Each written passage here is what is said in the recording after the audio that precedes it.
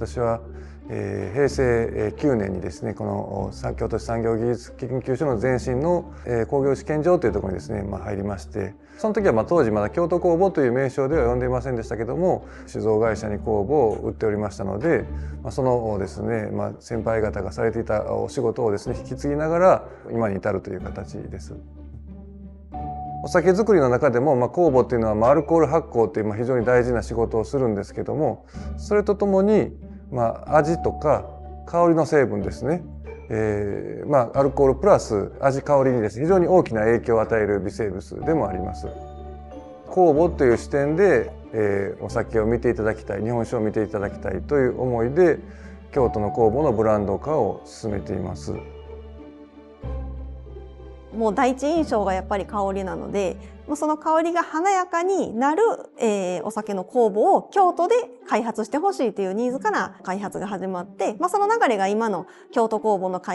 開発とブランディングにつながったっていう経緯になってます。でもまだまだ業界も香り重視の、ニーズは高いですね。日本酒の傾向の先取りをしようというところで、香りは高いと言ってもちょっとまた違った香りを出すような系統の酵母を目指したり、あえて香りは重視せずに、味の方にフォーカスを置いて、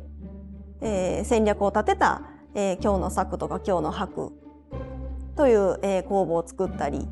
産業技術研究所独自で、ちょっと考えて日本酒業界のちょっと先を見据えて開発していた経緯があります。お酒をですね、そもそも自分が好きな味を選んでもらいたいという思いがあるので、吟醸大吟醸というその枠ではなくて、ランクから、スタイルって我々言ってますけども、味の香りとか味のですねの視点でですね、お酒を選んでいただくっていうのを提案していきたいと思っています。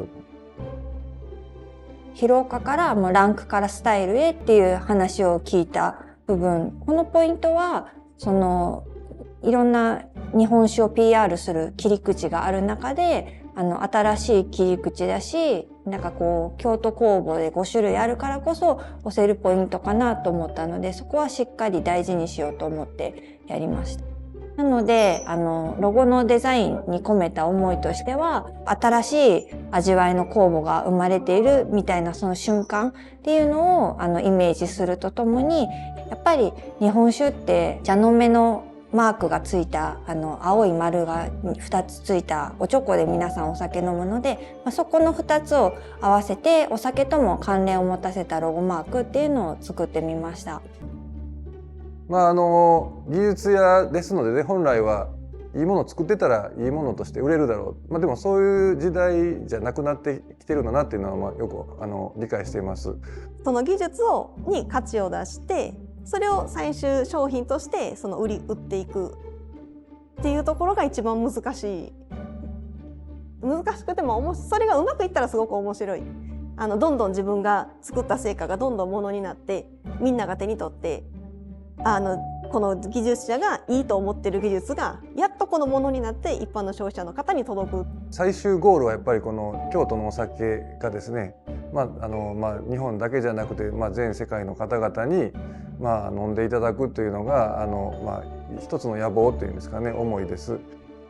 京都ってもともと酒どころだから京都のお酒有名じゃないかっていうのはあるんですけど、それでもやっぱりいろんな接触する機会を増やすことで、もっと京都のお酒とか京都に興味を持ってもらえるといいなと思うので、酵母をきっかけに皆さんにまた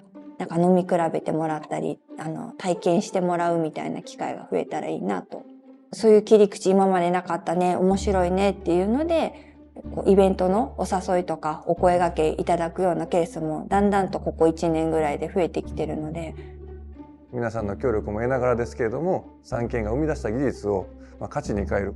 おお酒美味しいよね、飲みたいよねと思っていただけるのは当然のことながら、それをブランド化して皆さんにお届けしていきたい、それが私のこれからの思いかなと思っています。きっと成果が見えるのはもうちょっと先、まだ数年先、下手したら10年以上先なのかもしれない。いつの間にか気がついたら京都工房って周りの人がなんかすごく言ってるっていうのをふとした時に気づくかもしれないので、そこになってやっと気づくんだと思います。あの時すごい大変だったけど、やってよかったのかなという、そこで気づくのかもしれません。